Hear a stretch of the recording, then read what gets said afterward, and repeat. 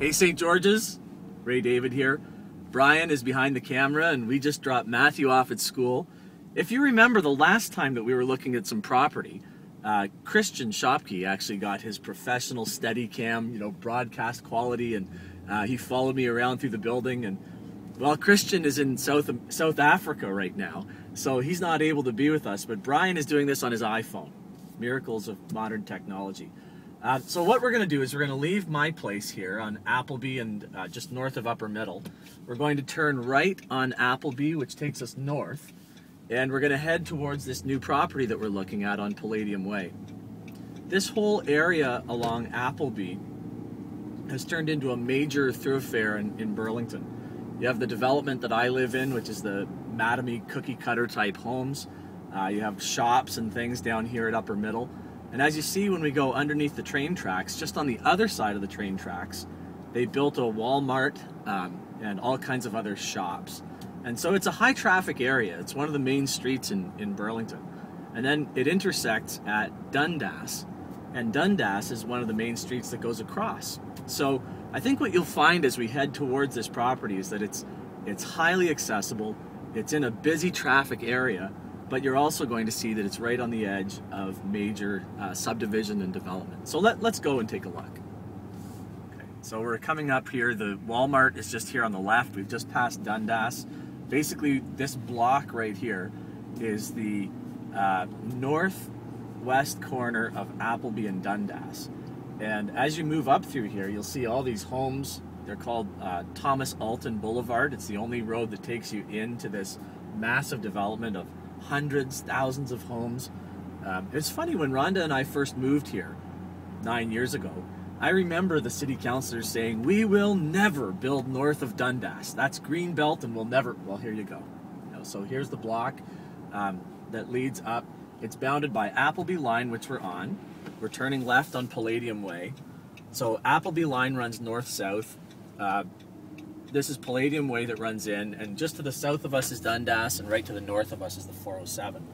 So this is coming in on Palladium Way from Appleby. And actually, Palladium Way runs all the way from Appleby right across to Walker's Line. You can see all these homes here. This is just the edge of the Thomas Alton development. Young families, very similar to the neighborhood that I live in. Lots of schools and parks. The typical family in here is like me, a family with 2.5 kids, a minivan, and a cockapoo, somewhere in their 30s. And I think as we get in here, we'll have to start doing some more demographics on our mission field, but you can get an idea of it. So this is the property coming up here on the right. The property begins where you see the green box, and it includes that big mound of dirt. We're just going to pull over and walk around a little bit. All right, St. George's, here we are. This land that you see behind me is 4691 Palladium Way. It's the land that we have signed the deal on, and now the land that we're submitting to you as the priesthood of all believers for your prayerful consideration.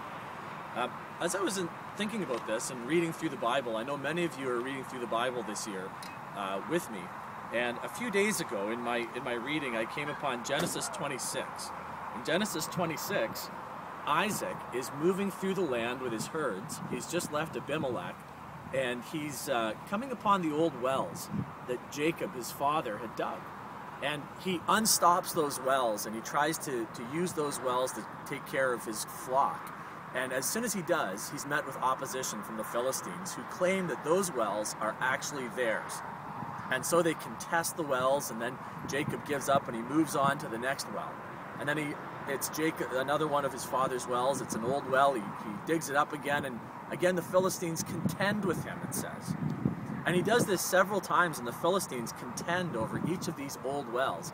It isn't until Isaac in chapter 26, verse 16, goes to a new place, he digs a new well, that then he says this: "The well was not contested.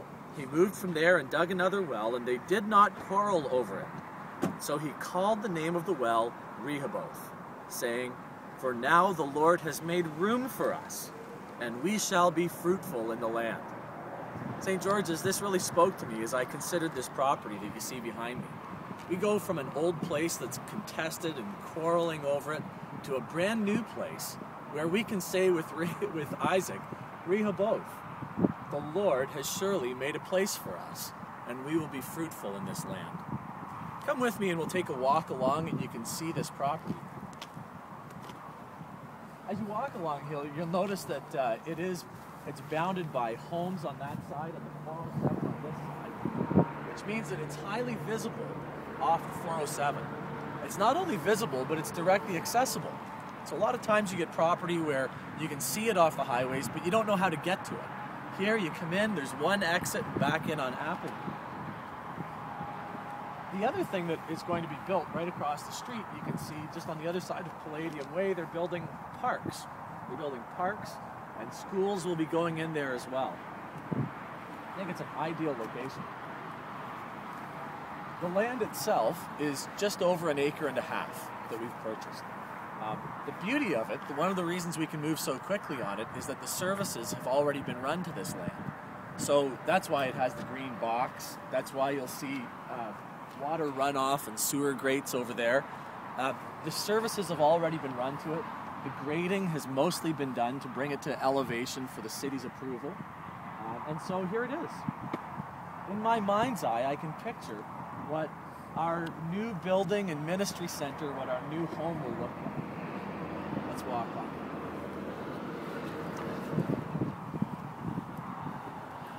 When we consider this new building, it would be a great tragedy if we set up a false finish line. For 4 years we've been without a church home. It's been something that we've been praying about and working towards.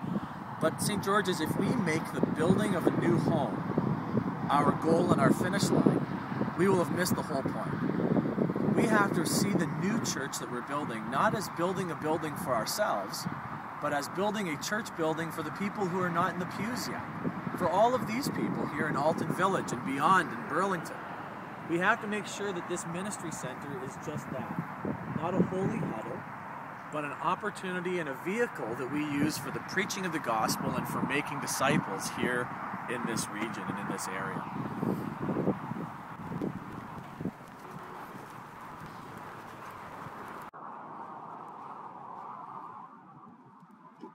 So this is the opposite. This is the western end of the property right along here. We're bordered by this runoff creek.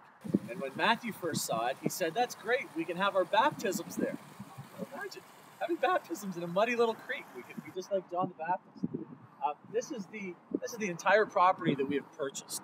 As part of the deal that we have made, though, we have secured first right of refusal on this neighboring piece of property to the west, which is this way. So you'll see right over there, there's another almost 1.5 acres on which we have first right of refusal. That means that should the Lord bless us and our church grow beyond what this property can handle, we can then extend out to that piece of property as well.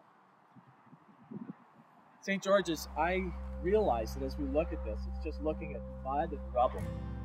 But would you pray with me? Would you pray that the Lord would grant us clarity as to our future and our ministry from this place? Can you in your mind's eye picture what it would look like? Not the building per se, but picture what our life would look like. Picture what our ministry would look like. Imagine how the Lord would use this faithful band of pilgrims at St. George's to effect real gospel change here in this area.